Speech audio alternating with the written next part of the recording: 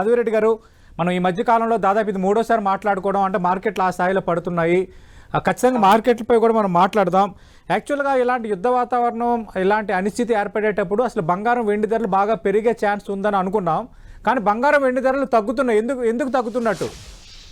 So major ఏంటంటే dollar అనేది స్ట్రెంగ్ అవుతుందండి. అంటే ఇక్కడ మనం లార్జర్ ఎకనామీస్ ఎవరున్నారు? ఫస్ట్ యుఎస్, చైనా అండ్ ఇంకొకటి మనకి ఇండియా. సో యుఎస్ ఒక్కటే వాళ్ళకి కంప్లీట్ సప్లైస్, అంటే ఐదర్ క్రూడ్ ఆయిల్ కానీ లేకపోతే మిగతా సప్లైస్ అన్ని కూడా, ఎనర్జీ సప్లైస్ అన్ని కూడా యుఎస్ కి చాలా సెల్ఫ్ సఫిషియెంట్ గా ఉన్నాయండి. ఇప్పుడు ఎవరు ఎక్కువగా స్ట్రగుల్ అవుతున్నారు? India especially. ఎందుకంటే 85% మనం క్రూడ్ ఆయిల్ మీద, ఇంపోర్ట్స్ మీద డిపెండ్ అవుతున్నాము. సో అలానే చైనా కూడా next biggest after US economy ఏదైనా ఉంటే చైనా.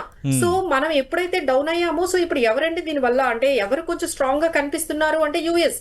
బికాజ్ వాళ్ళకి వీటితో అసలు ఎంత ఎనర్జీ సప్లైస్ ఉన్నాయంటే వీటితో అసలు ఈ వార్ తో వాళ్ళకి ఎలాంటి షార్టేజెస్ కానీ ఉండే అవకాశం లేదు. సో డాలర్ అనేది స్ట్రెంథనింగ్ అవుతుంది. సో ఎప్పుడైతే డాలర్ స్ట్రెంథనింగ్ అవుతుందో ఆబ్వియస్లీ మనకి గోల్డ్ అనేది పడిపోతుందండి. So that is what we are seeing. ఈ రోజు కూడా మనకి అగేనెస్ట్ డాలర్, మన ఇండియన్ రూపీ ఇంకా డిప్రిషియేట్ అయిపోయింది. ఈ రోజు అయితే 92.34 దగ్గరికి మళ్ళీ పతనం అయిపోయింది మన కరెన్సీ టువర్డ్స్ డాలర్. సో ఇవన్నీ ఏం చెప్తున్నాయంటే డాలర్ చాలా స్ట్రాంగ్ అవుతుంది.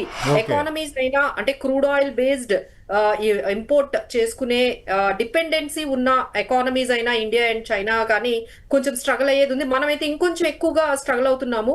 సో దీనివల్ల ఏమవుతుందంటే గోల్డ్ అనేది, డాలర్ స్ట్రెంథనింగ్ అవ్వడం, గోల్డ్ అనేది పడిపోవడం అనేది మనం ఇప్పుడు చూస్తున్నాం అండి. ఓకే.